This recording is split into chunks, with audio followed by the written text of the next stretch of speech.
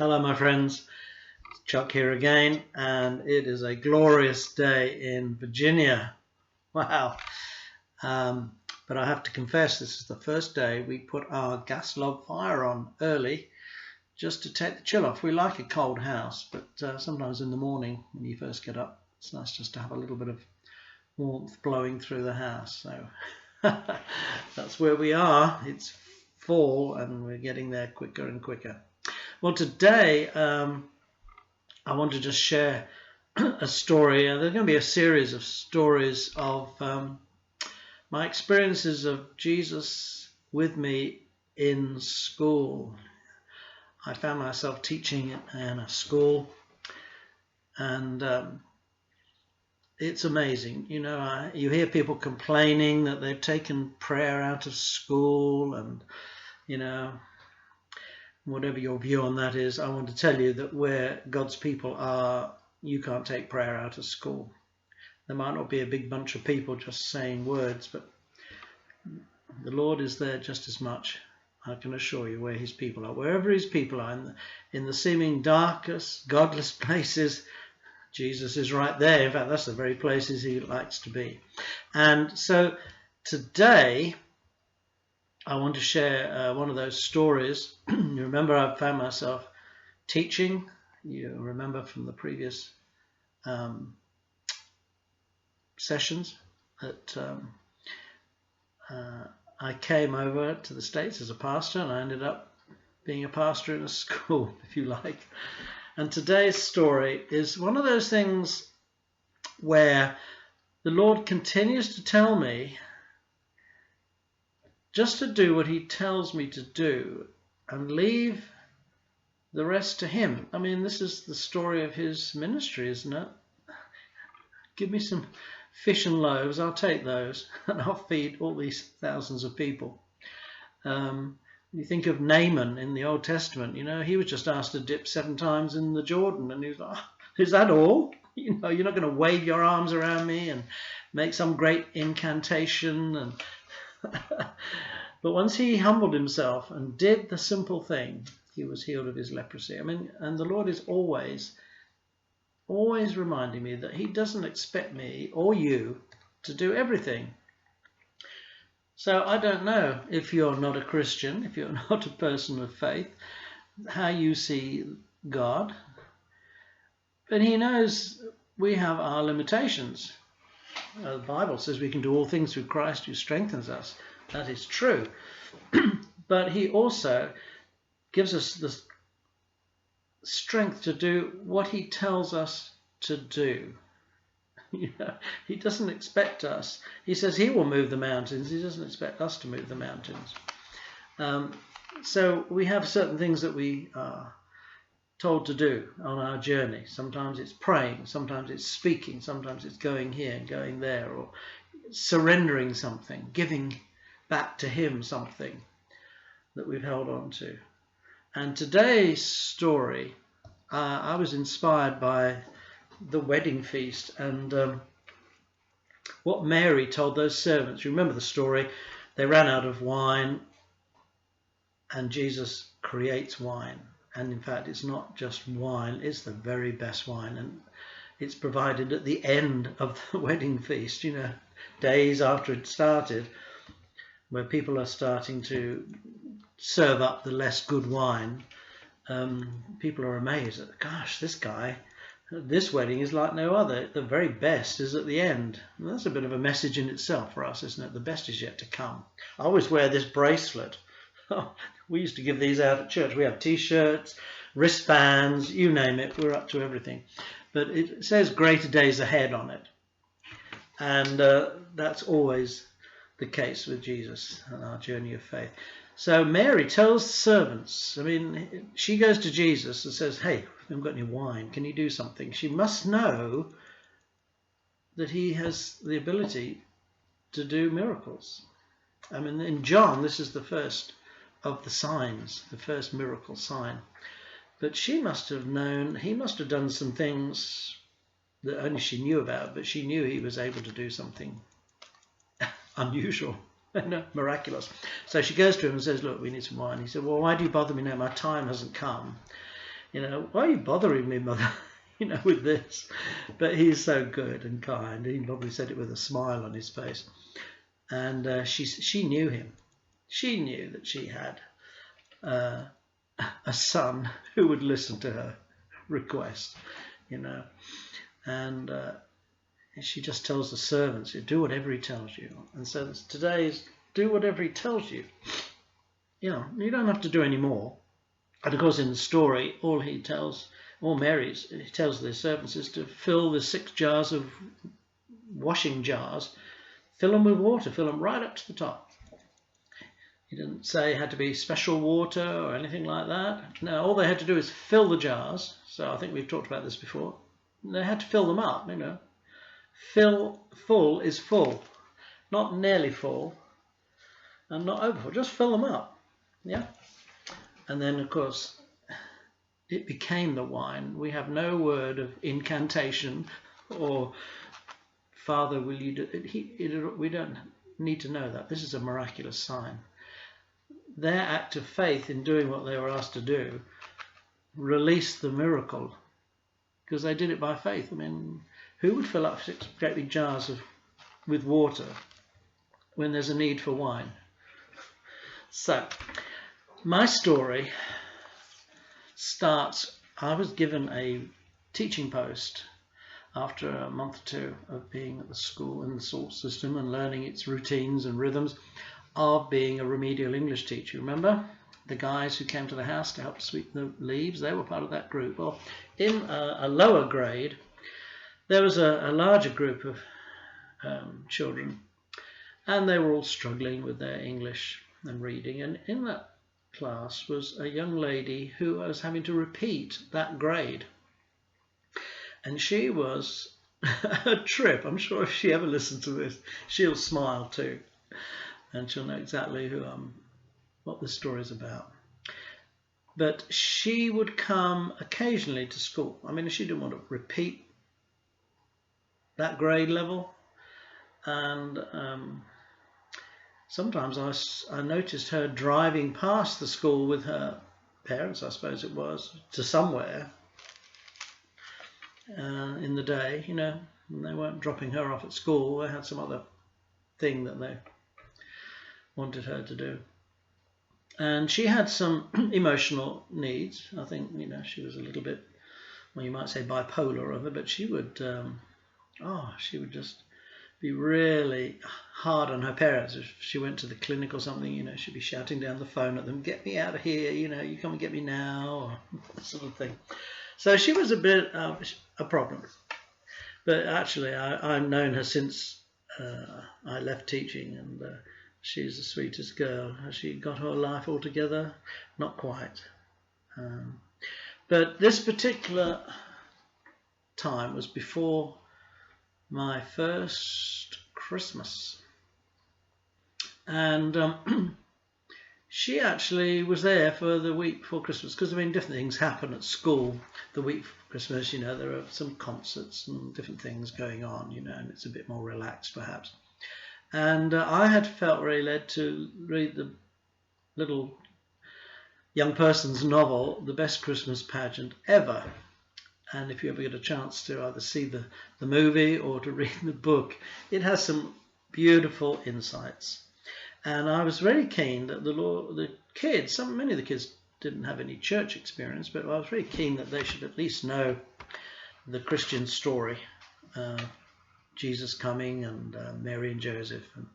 And this is a wonderful way of just telling them. And in fact, several of the other teachers chose that book too, and we had our lesson plans around it. It's a lot of fun for kids. Well, in this story, us as a family of kids who are really terrible, but they take over the Christmas pageant, and God does something rather beautiful there. And it just really challenges our thoughts about the Christmas story. And so this particular day, we were getting through this novel. I was hoping to finish it before the end of the term there, the 9 weeks. And the week before Christmas, every day, the principal would send an office worker with something, a holiday novelty or treat, to the teachers. And so this one day we just started reading, and this girl was there with us, which was, wow, thank you. She was there. And there was a knock at the door, and I said, come in, and this office runner came in and said, oh, happy, I think he may have said happy Christmas. I mean, in some schools they don't say that, they say happy holidays, you know. But anyway, happy Christmas from the principal, and handed me a great big candy cane, you know, one of those great big red and white candy cane, mint candies. So, because all the kids were, oh, I'll have that, you know. So it was big. It was probably, I don't know, 10 inches. So it was a big one. So I said, well, hold on, and let's quieten down. I said, we've got to read our story. We're getting near the end of it. So I hung it up on the whiteboard on a hook. And as I faced the board away from the kids, I just said, Lord, please help me to tell the kids the story of the candy cane. There is a story behind it, and the red and the white represent things, you know. And of course it looks like a great big J for Jesus, you could say. So that's all I said. And behind me, this girl who had her head down, I mean, any time she turned up, which was not often, she would just have her head down on her desk. She was very defiant and very uninspired. Whatever we were doing, whatever we tried to do, she just didn't want to be at school repeating. But to my surprise, I'm just about to turn around and I hear this voice behind me say, oh, this is my favourite story, Mr. King. And I was really surprised. It was her. I said, I'm glad you like it. She said, would you like me to tell everybody the story of the candy cane? And I think my mouth must have dropped open. So I said, well, yes. You know. So she started straight out. Well, the red is the blood that Jesus shed for us. I mean, off she went. She preached the gospel, you know. And everybody, because it was this notorious girl who was always getting into trouble, everybody listened because she had a lot of street cred, you know. And they listened, and they were a bit frightened of her because if you didn't listen, she'd probably beat you up, you know. So she preached the gospel.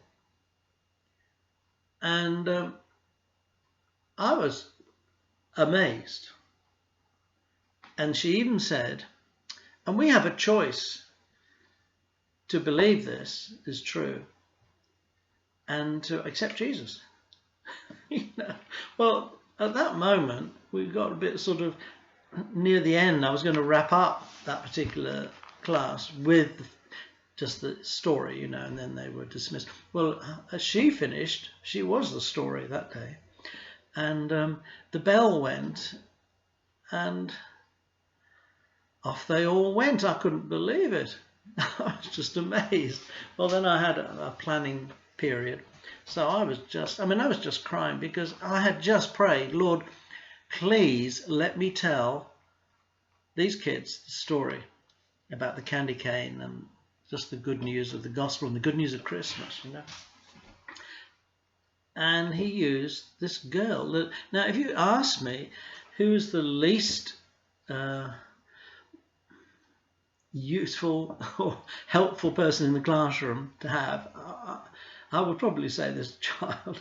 You know, she was a challenge for me, certainly. But there she was, preaching the gospel. So I'm sitting at my computer, and this has happened a lot. This is going to be a common thread through. I mean, tears are just coming down my eyes. I'm just putting in the information in the computer at the end of that class and attendance and things. And I say, wow, Lord, how amazing. Lord, I can't believe you did. And do you know what I felt God say to me? Was, I don't expect you to do everything. Just ask me, and I'll do it.